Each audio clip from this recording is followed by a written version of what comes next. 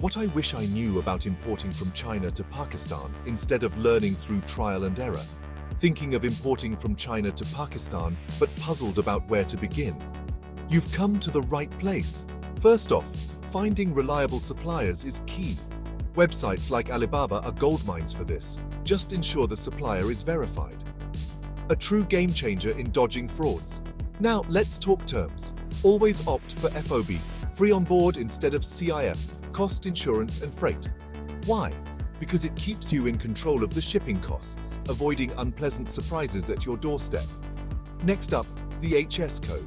This little number is crucial for determining duty rates. Make sure it's clearly marked on your commercial invoice to avoid customs chaos. Concerned about communication? Tools like WeChat or direct emails are your best friends here.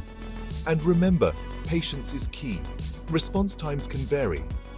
Lastly, understanding customs duties is vital. These can make or break your budget, so thorough research is a must. Always double-check the applied taxes and expected delivery times to keep your business plans on track.